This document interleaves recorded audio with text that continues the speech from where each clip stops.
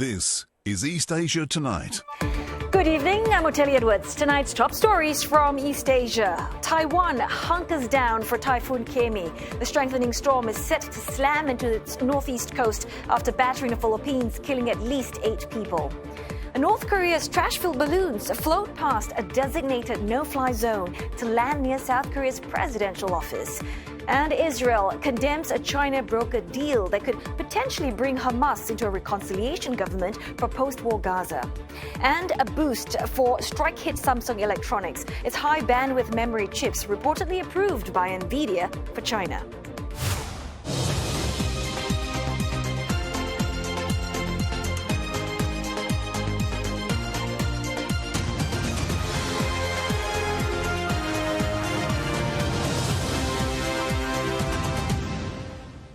Still ahead on East Asia Tonight. Will politics trump regional affairs in ASEAN? Foreign ministers are set together against an uncertain political backdrop in the US and possible upcoming elections in Myanmar. Plus, just 2 days to the Paris Olympics, the Summer Games organizer says it's prioritizing the psychological safety of athletes. We look at what some countries are doing and get an expert to weigh in on these measures.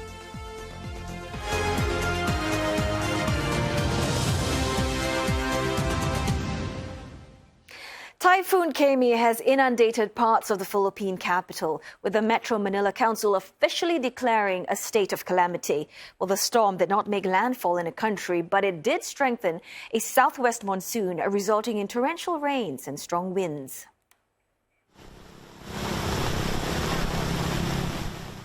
Floods have inundated streets, homes and villages in Manila, forcing residents to wade through water.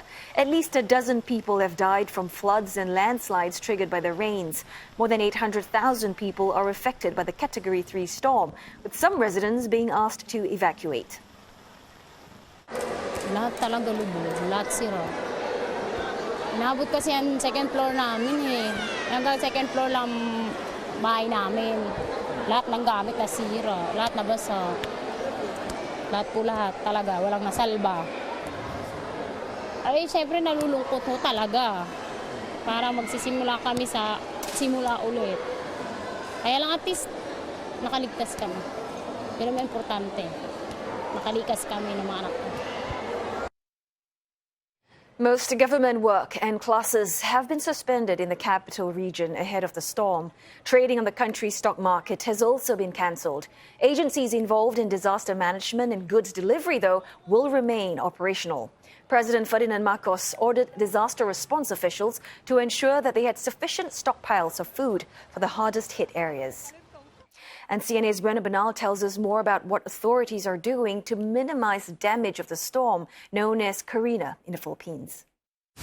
The Philippines does have a system of standby funds meant for shelter kits, family food packs, and pre-positioned budget for the operations of post-disaster relief operations. And in this case, in response to the potential trail of destruction of Typhoon Gaemi, local name Typhoon Karina, mostly enhanced by the southwest monsoon, and that is why there is intense to heavy and sometimes moderate rainfall in the western portions of the Philippines' main island of Luzon. The government did pre-position standby funds amounting to 969 million Philippine pesos, that's around 16.5 million US dollars. The declaration of a state of calamity in the capital region, Metro Manila, will allow the more expedited release of funds for the budget for these relief operations after Typhoon Karina, of course, and the infrastructure damage, agricultural damage that's expected from that. However, President Marcos clarified to local media that such a declaration will ultimately be within the hands of local chief executives in the capital region through the Metro Manila Council. Well, Taiwan, meantime, is bracing for the arrival of Gaemi, which has now intensified into a super typhoon. Well, the island has closed schools and suspended the stock market. Trains and ferry services have been suspended and more than 250 international flights cancelled. Fishing boats were earlier recalled to port amid high waves and turbulent seas. One person has been killed by a falling tree as winds start to pick up speed. Well, the storm is forecast to make landfall in northeast Taiwan at about 10 p.m. local time. Authorities have evacuated more than 2,000 people living in 3 regions, including Hualien. And for the very latest, CNA's Victoria Jen, she joins us live from Taipei. Victoria, I can see it's very rainy and wet at where you are, but Typhoon Gaemi hasn't quite made landfall in Taiwan, but it's happening very soon. And some say that it could be the biggest typhoon in recent years. So I'm wondering how authorities and residents like yourself preparing for it. Well, right now I'm in Ningxia Night Market. It's one of the most popular tourist destinations in Taipei. During this hour, usually you see the place is packed with locals and foreigners who are queuing for local delicacies. But right now you can see this place is completely empty, and there's only very few stores that are still open and very few people that are still on the street. Now, this typhoon is expected to make a landfall at midnight, but we can already feel the torrential rain and also the strong wind that is happening right now. And this is going to be the first typhoon to hit Taiwan this year, and also probably the worst in 8 years, because weather forecasts expect that there's going to be, the typhoon is going to bring 2,000 millimeters of rain to Taiwan, and that is almost the same as the amount of rainfall that Taiwan gets in a year. So you can imagine that's a lot of water that is going to be squeezed into Taiwan in such a short period of time.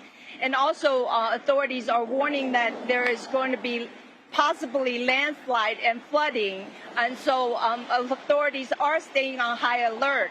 Now, President William Lai had earlier visited the Central Command Center, and he has instructed local government to make sure and do their best to take precautionary measures and to minimize any damage and casualties that may happen during the typhoon, when the typhoon hit. And now already we know that almost all the counties and cities across Taiwan have closed schools and work. And then also we know that hundreds of flights, international as well as domestic, have been canceled. And also we know that hundreds and thousands of residents have been evacuated from low-lying areas as well as mountainous areas. And so right now, the authorities are urging the public to stay vigilant, to stay indoor, and try to make as much preparation as they possibly can to avoid damage and also possibly casualties. Now, Victoria, you've mentioned that a lot of water is going to be squeezed in a short period of time, and we know that these typhoons can be destructive. But what's also interesting is that Taiwan actually relies on them as well. Tell us more about that.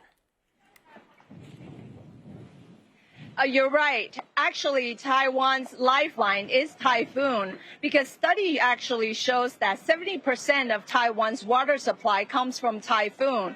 Now, according to official data, it shows that Taiwan experiences an average of 5 typhoons a year. So it requires that many typhoons to get enough supply of water. And now, but in the past 3 years, Taiwan has experienced 2 major droughts. And the worst is in 2021, where there was no typhoon and there was barely any rainfall.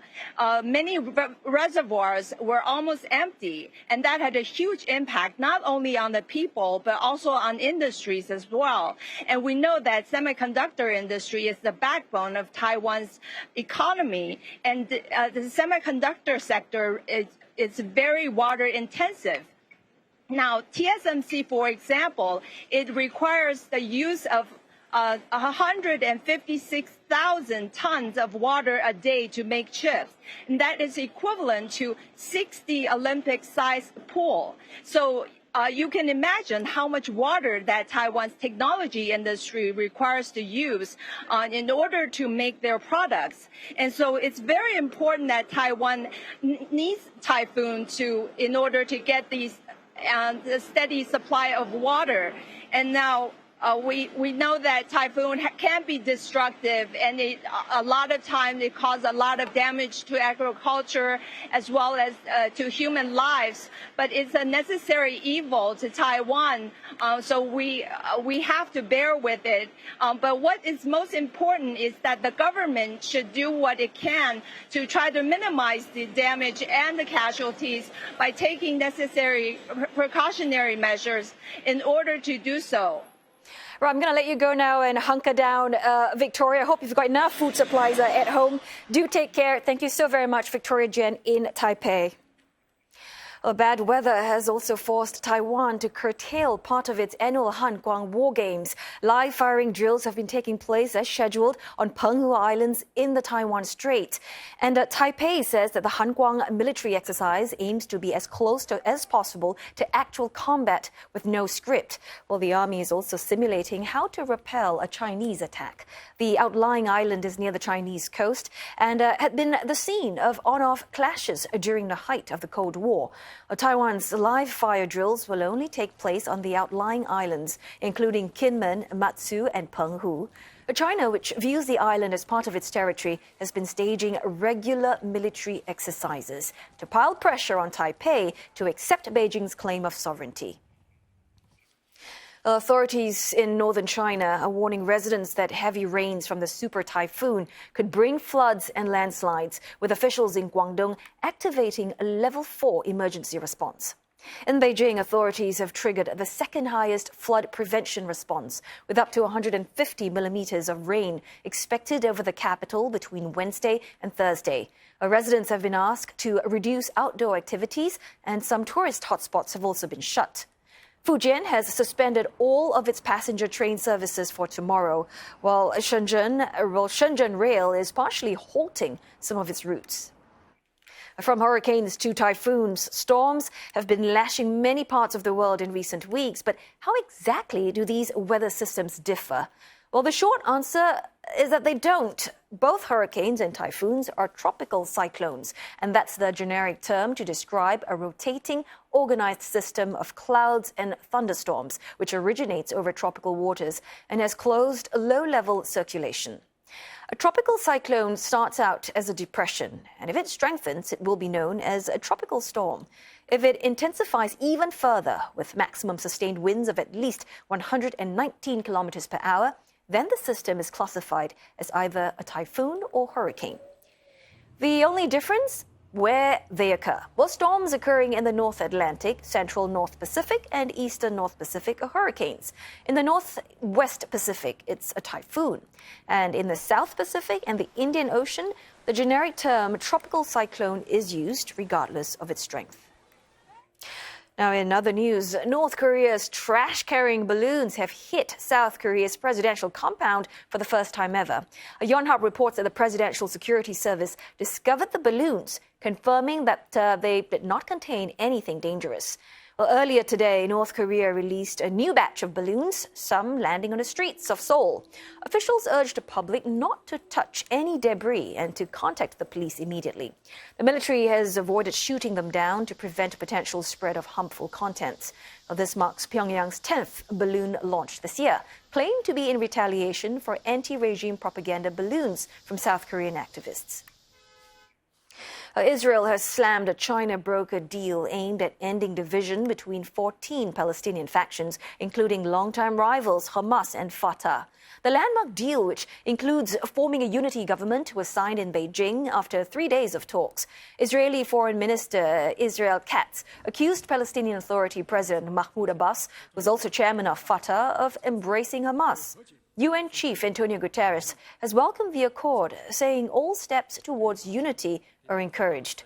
China's top diplomat Wang Yi has hailed the deal as an important historical moment and stressed that Palestinian factions must be able to speak with one voice. 最核心的成果就是明确巴解组织是巴勒斯坦人民的唯一合法代表。最突出的亮点就是围绕加沙战后治理，组建临时民族和解政府达成了一致。最强烈的呼吁就是要求根据联合国有关决议，实现巴勒斯坦真正的独立建国。Well, time now for a short break. But coming up next on East Asia tonight, Taiwanese chip giant TSMC says it's maintaining normal production at its factories even as the city closes its stock market as Typhoon Gaemi barrels through. And we take a look at how Tesla is handling the challenges at its biggest export hub, the Shanghai Gigafactory.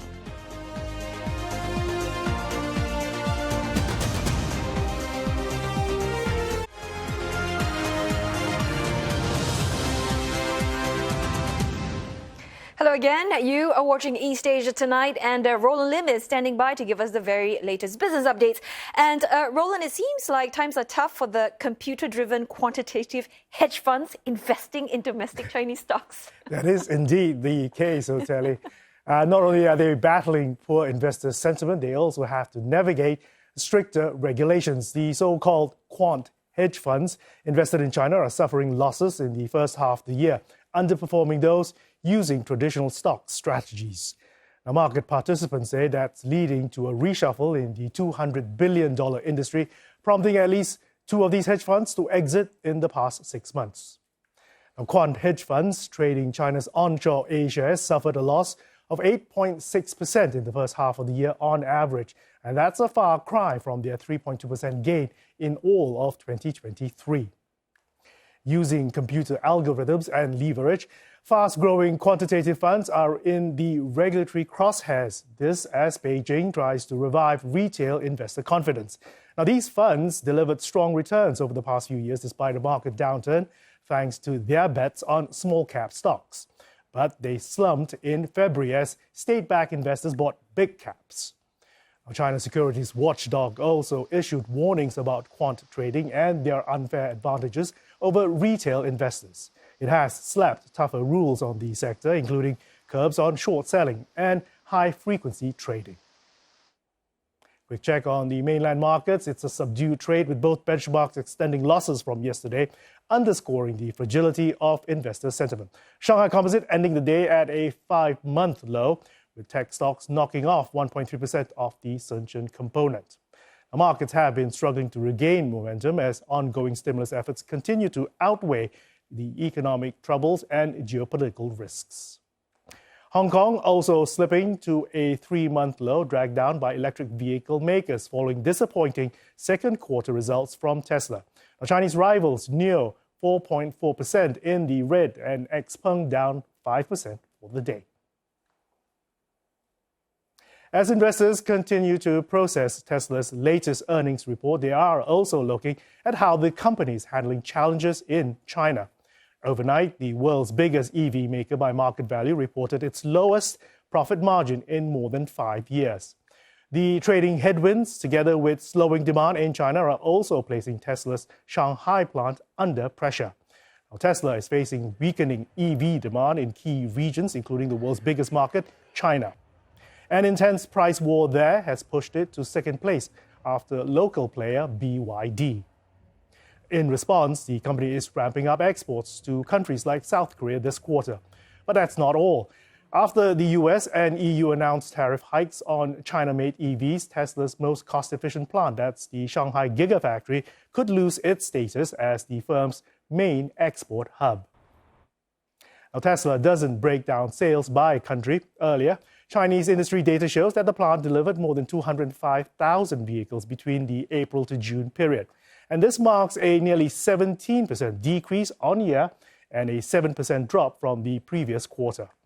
Now, in the context of Tesla's total second quarter deliveries, Shanghai accounted for nearly half. Now, Tesla is still exporting Shanghai-made Model 3 cars to Europe, but says it's evaluating the best path forward. Its share is down 8% in pre-market trade. As stocks across the rest of East Asia in range-bound trade today, they follow a negative finish on Wall Street amid an unimpressive start to the earnings season from big tech firms. Japan's Nikkei 225 setting a negative tone for the rest of the region, down for a sixth session. That's the longest losing streak since October of 2021. Automaker Toyota also closing lower as well after a strong trading start. The firm said late yesterday that it would buy back more than $5 billion worth of shares from major Japanese banks and insurers. In Seoul, the Kospi also too struggled for direction. Taiwan's stock exchange suspended trading today as Typhoon Gaemi brings strong winds and heavy rains. But the world's biggest semiconductor maker, TSMC, says it'll maintain normal production at its factories. NVIDIA has reportedly approved the use of Samsung's fourth-generation high-bandwidth memory chips, or HBM3, in its processors for the first time. Now, Samsung is expected to begin supplying these chips as early as August.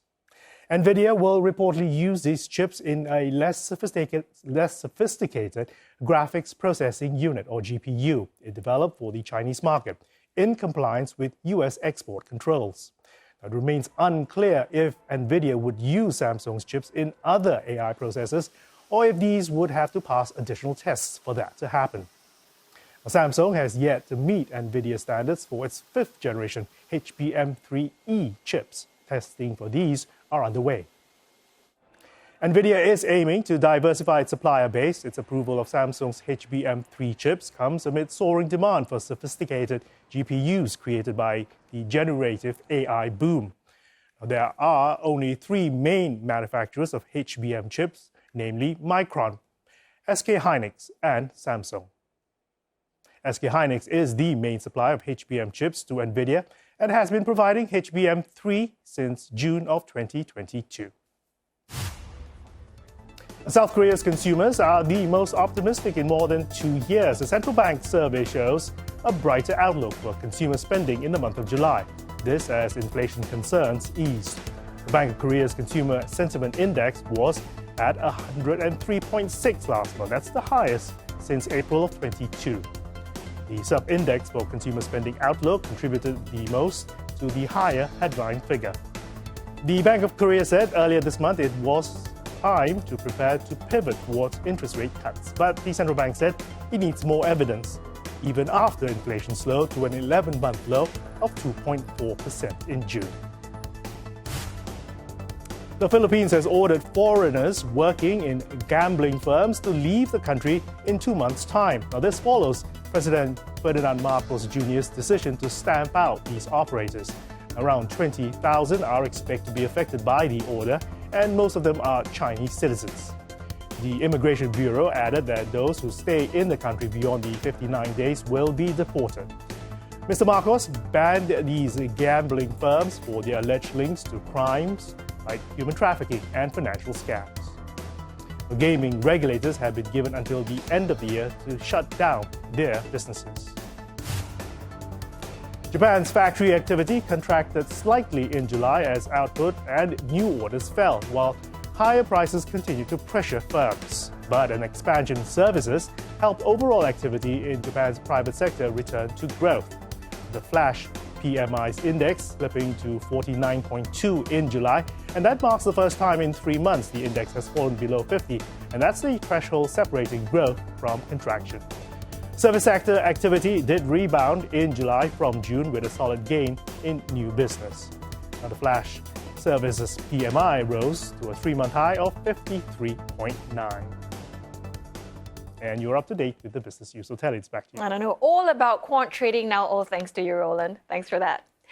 Well, time now for another break, but coming up on East Asia tonight, Russia's close ally, Belarus, sends its top diplomat to North Korea for high-level talks.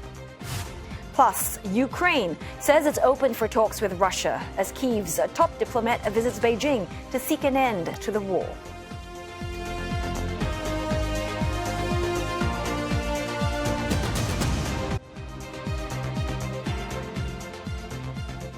Taiwan hunkers down for Typhoon Gaemi. The strengthening storm is set to slam into its northeast coast after battering the Philippines, killing at least a dozen people.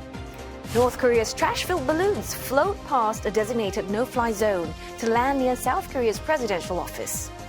And China draws Israel's ire after brokering a deal between rival Palestinian factions. The landmark agreement signed in Beijing could see Hamas join a unity government for post-war Gaza. Ukraine's foreign minister Dmytro Kuleba says that Kyiv is ready for talks with Russia, that is, if Moscow is willing to negotiate in good faith. He, however, noted that Ukraine has not seen such readiness from Russia. Mr. Kuleba made those remarks during talks with his Chinese counterpart Wang Yi in Guangzhou. Mr. Kuleba arrived in China yesterday for talks on how China can play a key role in achieving fair peace. In a video released by Ukraine's foreign ministry, Kyiv's top diplomat was seen arriving at the discussion venue and exchanging remarks with the Chinese foreign minister. Well, the talks lasted for over 3 hours, which, according to sources, was longer than planned. 近期，俄乌双方都不同程度地发出愿意谈判的信号。虽然条件时机还不成熟，但我们支持一切有助于和平的努力，愿意继续为停火止战、恢复和谈发挥建设性作用。中方关注乌方的人道主义局势，将继续向乌克兰提供人道主义物资援助。 Both parties also discussed improving bilateral relations, with China expressing its intent to establish long-term ties with Kyiv. Mr. Kuleba's 4-day trip marks his first visit to China since Russia invaded Ukraine over 2 years ago. Well, the visit is closely watched, given increasingly close ties between Beijing and Moscow, despite China openly maintaining its neutrality. China and Taiwan are expected to agree on a deal soon to return the remains of 2 Chinese crew who died when their fishing boat capsized near the Kinmen Islands in February. Well, the Taiwan Coast Guard was chasing the speedboat when it overturned near the Taiwan-controlled islands. 2 crew members died and 2 others were rescued. Taiwan's Mainland Affairs Council officials met their Chinese counterparts today to sign an agreement for Taiwan to repatriate the bodies and the fishing boat. Taiwanese media reports say that negotiators have struck the deal in a, quote, show of humanity and goodwill following months of contentious talks. Beijing says that Taiwan staff working in mainland China have nothing to fear so long as they stay on the right side of local laws. And this follows fresh legal guidelines Beijing issued in May, shortly after the island's president William Lai took office. It included a call for death sentences for those Beijing deemed to be die-hard separatists. In response to Taipei's warning not to visit mainland China unless necessary after the guidelines were published, the spokesperson for China's Taiwan Affairs Office says there is absolutely no travel risk, blaming the island's ruling Democratic Progressive Party for using intimidation tactics on its population that will fail. Earlier this month, news agency Reuters reported that the new rules are prompting some foreign companies to consider moving Taiwanese employees out of the country. China has repeatedly vowed to pursue people it sees as Taiwan separatists wherever they may be. North Korean state media say that Belarus's top diplomat is in Pyongyang for a 4-day visit. It's the second high-level exchange between the 2 heavily sanctioned countries this year. And this comes amid North Korea's deepening ties with Belarus's key ally, Russia. According to KCNA, the Belarusian delegation, led by the foreign minister, was welcomed by his North Korean counterpart, who says Pyongyang will deepen ties with Minsk on all fronts to usher in a new era of improved relationships. Well, neither country has disclosed the visit's agenda. Belarus has been sanctioned for its role in a Ukraine war, while North Korea is under economic measures to push it towards denuclearization. And this comes right after a delegation led by the Russian prosecutor general concluded its tour of North Korea.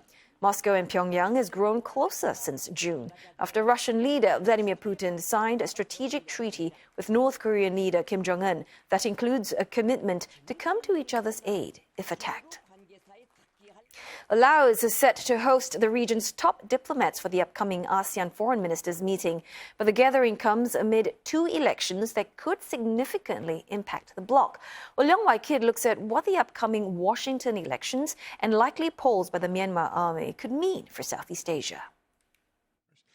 The year-end US presidential elections is a likely topic for discussions as ASEAN's top diplomats meet in Laos this week. With incumbent Joe Biden dropping out of the presidential race earlier this week, and Republican nominee Donald Trump's chances of winning potentially boosted by an assassination attempt on his life, how ready are Southeast Asian states for a change in US leadership? We know that Trump will be more transactional. We know Trump will pay a lot of attention to issues like trade surpluses or trade deficits. So on the one hand, you have countries like Singapore that are in a safe zone, right? Because we have a trade deficit with the US. On the other hand, you have countries like Vietnam that would be confronted with a dilemma, right? Because on the one hand, there is a realization that there is strategic value and purpose in improving relationship between the US and Vietnam from both perspectives, right? But on the other hand, Vietnam has a fairly large trade surplus with the US. When Trump was in office, issues such as the trade war with China surfaced. Under Biden, the strategy was a path of alliances to balance what the US called a more assertive China. I think the Chinese are at the point where they have concluded it doesn't matter if it's Biden or Trump. They are resigned to the fact that there is certainly, a structural dynamic here that is at play regardless of who runs the White House. Prof. Liao adds even if Trump returns to the White House, there'll be structured checks and balances. If Trump comes in, his position will be that he will be able to solve everything. Yeah, so it doesn't matter. It could be Ukraine, it could be cross-strait relations, it could be Gaza, it could be Myanmar, South China Sea. He'll solve it, so we don't have to worry. Yeah. So, nevertheless, I think that for Trump, the priority of that relationship with China is still going to be very important. Closer to home, potential elections in Myanmar could spell more uncertainties. Myanmar Army Chief Min Aung Hlaing has vowed to hold polls next year. But that raises many questions. Can elections be held amid ongoing violence? Will the polls be fair? How will that shape the Myanmar crisis? I would say election is not the goal. Election is a process. The goal is something else, right? You could say the goal is the legitimization of the next government that's heavily controlled by the military, or the goal is that the military wants to shift into the next stage of the politics. What is worthy to discuss, what is worthy to consider is the political atmosphere beyond the elections. So election will likely create a scenario where the military has to step back. So Senior General Min Aung Hlaing has to consider whether he wants to be president or he remain the commander-in-chief. This is not something easy for him to decide. Because once he leaves the military, and the next commander-in-chief will have his own mind. This is something he cannot guarantee. This is a likely scenario, meaning if the military were to hold elections, it is widely expected that they would win it. As of now, I'm told that ASEAN has not actively discussed this scenario, meaning there are no unified positions or guidelines on how the bloc should interact with a post-election Myanmar. But questions that might be raised include whether or not the Myanmar military, which is accused of war crimes and killing civilians, should be recognized and legitimized if they win the elections. And how relevant would the peace plan, known as the 5-point consensus, be after the polls? Of course, these are questions for the future. I'm told that right now the bloc is focused on the present when it comes to the Myanmar crisis. Now, this week, when the ASEAN ministers gather in Vientiane for the ASEAN ministers' meetings, their plates will be full, especially when there are already ongoing crises such as the Ukraine, Russia, Israel, Hamas, and tensions on the South China Sea. Now, as with all ASEAN meetings, the bloc will want to emphasize on several key messages: the importance of peace, rule of law and bloc unity as it navigates these thorny issues. Leong Wai Kit, CNA, Vientiane. Coming up on East Asia tonight, how the Paris Olympics that begins Friday is prioritizing the psychological safety of athletes and whether this approach is a hit or miss. And we'll have Gary Kwan, Associate Professor of Exercise and Sports Science Program at University Sains Malaysia, for his take on the matter.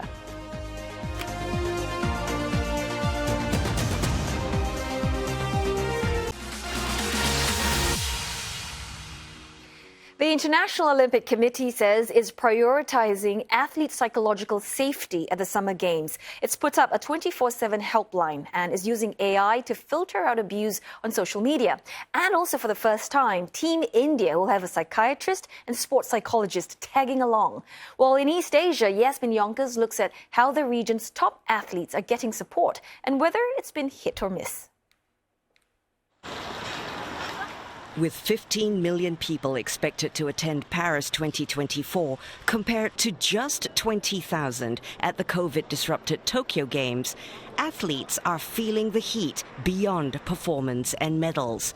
To keep them mentally strong, China is cracking down on toxic fandom culture. That's the paparazzi-style behavior of fanatical fans that invade their privacy. In March, table tennis star Fan Zhendong protested after his personal ID number was leaked on the internet. He'd also reported being stalked last year.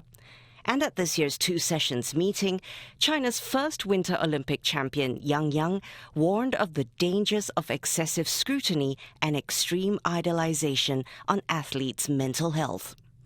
But China continues to have high expectations for its Paris outing, hoping to extend its 2-decade streak of finishing in the top 3 when it comes to gold medals. On the flip side, Korea made the call to downsize its delegation to Paris to the smallest in 48 years at just 144. Fewer sports means fewer medals, so the Korean Sport and Olympic Committee set a modest target of clinching just 5 golds, drawing from the country's underwhelming medal tallies at the last Asian and Olympic Games. Still, athletes didn't escape a military-style boot camp last December, which was panned by politicians and media as outdated training tied to an unhealthy obsession with medals. As for Japan, their female athletes will get extra armor against secret photography, a serious voyeuristic problem in recent years. Sportswear maker Mizuno came up with infrared-resistant kits that make it difficult for cameras to capture detailed images of athletes' bodies.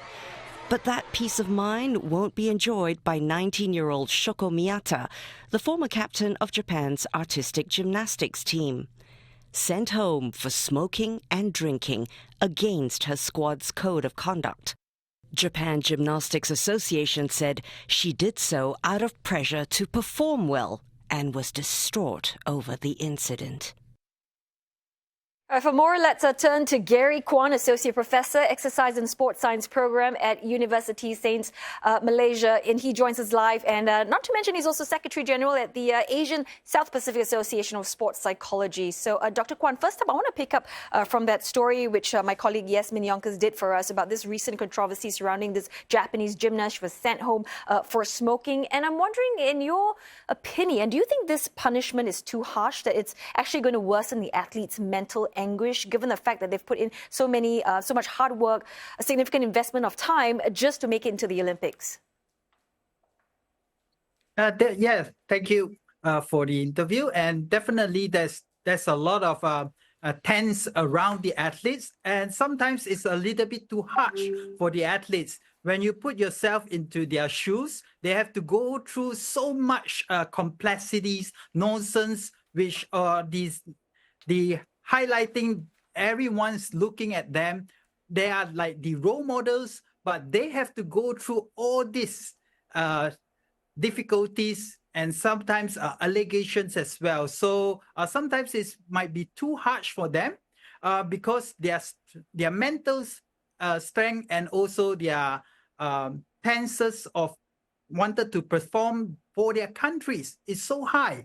So they are trying to use various sorts of things that are able to reduce their stress. But however, some actually go into the wrong way. So unfortunately, that's actually Dr. Kwan, which also leads me to that Korean boot camp we touched on briefly, where these athletes, hundreds of Koreans actually, they have to attend this 3-day boot camp with the Korean Marine Corps, trained on all these armored vehicles, assault vehicles, tugboats and whatnot. And the whole objective is supposed to make them mentally stronger. But again, Dr. Kwan, I mean, do you think how effective is it, and is it necessary? Well, depends. It actually depends on how high or mentally tough you really want to go to win that medal. Some actually go towards that extreme in order to push themselves above their own limits, in order to perform at their peak performance. Yes, it can be very mentally taxing, but at the end of the day, it's about how much they really want to get that medal. And that's the sacrifices sometimes athletes have to go through, unfortunately. And Dr. Kwan, I mean, how do these cultural attitudes towards failure, losing, especially in the East Asian culture, right? How does that actually influence an athlete's mental health and performance? Well, their failures actually depletes their self-esteem a lot, and some could not actually stood up again. They do not have the self-confidence to perform again in the publics. So that actually gives huge impacts into their daily life and to their career as well. So if the country does not support and give them sufficient support, they will actually stop playing that sports anymore. So we lost a talent. Yeah, and Dr. Kwan, I know that you have worked with the top athletes in Malaysia. You've even worked with Team GB. What was, when you work with some of these athletes, what was the most significant experience you had with an athlete who was going through such mental anguish? Well, I do have an athlete just 5 minutes before competitions tell you that they don't want to compete anymore because of the so high stress that they have to go through. And they've been training 8 years just for these competitions. So as sports psychologists, we have to give them the full support in order to go forward just to perform, not to just getting results. But in order for them to step in the stage, it's already a huge anxiety for them. Yeah, so what would you advise to that particular athlete, Dr. Kwan? I mean, just 5 minutes before it's supposed to go on the big stage, how do you try and convince them, or how do you try and, psych them mentally so that they can actually take that step forward? So the most important thing, we need to bring them back to their first love of the sports, why they are in these sports, why they sacrifice so much in their sports, and what can they actually do with that motivations. So finding their first love in sports is very important, and also to get the courage to move forwards, so they will be able to face anxiety, face with all these difficulties, but they still want to compete at their peak level.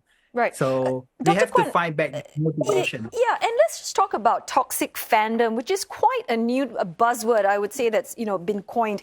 And basically, it's about like abuse. That's when the fans, they start abusing, whether it's verbally, with these athletes. For instance, at the World Table Tennis Championships in Chongqing, it highlighted that fans disrupted the matches. And for an athlete, I mean, this causes PTSD, I suppose emotional trauma, and I guess social media, I mean, that plays a big role for that culture as well? Definitely. In all this extreme behavior actually caused by some from the fans, online harassments, verbal abuse, threats, all this actually makes the athletes demotivated to perform, to wanted to continue, and that's actually is harmful to the sports ecosystem and the well-being of the athletes as well. Yeah. And Dr. Kwan, also just before I let you go, I want to talk about the post-Olympic dark period. We have seen the top athletes, you know, the fittest of the fit, physically and mentally. People like Phelps, like Ian Thorpe, some of these Chinese athletes, right? I mean, they're struggling to make that transition once the games is over from intense competition to post-competition. So what sort of strategies can be employed to help these athletes? So a lot of them have to face the reality of now performing already to their peak, the peak, everything they already accomplished, their motivations to wake up early morning to train is already gone. So in order for them to have a support, the government needs to actually give them more supports, whereby give them work opportunities as role models that they were able to support the new young generations. So in Malaysia, our athletes actually given a lot of opportunities that are able to go to work and also to be consultants for different sporting clubs. So that actually gives them the opportunity and also build their strength again, and also give them new motivations as well. Right. So it seems like it's the government, the public, everybody has to play a role to help these athletes who have made their countries proud. Well, it's been a great discussion. Thank you so very much for your time. Gary Kwan there, Associate Professor, Exercise and Sports Science Program at University Science Malaysia. Now, Tokyo 2020 was held under the shadow of the COVID-19 pandemic, and Paris 2024 is taking place in an even more deeply divided world with ongoing conflicts, big power rivalry, and geopolitical cybersecurity risks. Well, the IOC has long sought to cast the Games as a platform for peace and neutrality, but some say the Olympics are inextricably linked to global politics and tension, as Ross Cullen finds out. The Olympic story is more than about sporting prowess and triumph. It is also a story of international crises, social struggles and wars. With millions of people watching around the world, political messages make their way onto the tracks, into the pools and at the stadiums. This new exhibition in Paris, titled Olympism, A History of the World, looks back over 130 years of social, political and cultural changes. Iconic moments where politics mixed with sport, like the civil rights struggle in the US or the end of apartheid in South Africa. But the Games is also an arena where global conflicts have played out. On a les exemples très connus des boycotts des années 80. D'abord, les sportifs états-uniens qui ne se rendent pas à Moscou car l'URSS vient d'envahir l'Afghanistan. Et puis, 4 ans plus tard, les sportifs moscovites soviétiques qui ne vont pas à Los Angeles en représailles. Geopolitics will once again cloud this year's Games. The International Olympic Committee has banned Russia from sending teams following its invasion of Ukraine and has also banned Belarus for its support of Russia. The IOC has, however, allowed some of their athletes to take part as individuals. 2024 marks a century since the Summer Olympics were last staged in Paris. But in 1924, there was no representation by neutral athletes due to war, unlike this year. A handful of Russians and Belarusians have already arrived in the athletes' village, ready to compete in Paris, but they will represent themselves and not their countries. Chaque Jeux Olympiques, c'est une caisse de résonance formidable de tous les bouleversements du monde. Les bouleversements géopolitiques, les mouvements sociaux, la lutte pour les droits. Chaque Olympiade est teintée de la couleur politique de la période. C'était le cas à Athènes en 1896, c'était le cas à Helsinki en 1952 et ce sera sûrement le cas en 2024 à Paris. The International Olympic Committee states that it is politically neutral and is strongly against the politicization of sport, a stance that some experts question. Comme tous ces acteurs, comme les États, comme les entreprises, comme les médias, le CIO a son propre agenda politique, par exemple. Et donc, il politise lui-même le sport. L'agenda politique du CIO, c'est quoi ? C'est d'avoir une forme d'hégémonie sportive à l'échelle mondiale grâce aux Jeux Olympiques et Paralympiques. The organisers are confident the Games will be a success, but there are warnings that Moscow denies of a Russian cyber campaign targeting the Olympics. And the Paris 2024 committee is wary of the impacts of the Israel-Palestinian conflict the rivalries between world powers and social rights movements spilling over into the sporting arenas, as has happened at numerous Olympics before. Ross Cullen, CNA, Paris. And that's all we've got for you on this Wednesday's edition of East Asia Tonight. Don't forget your headlines anytime at cna.asia as well as on CNA 938 Radio. Thanks for watching.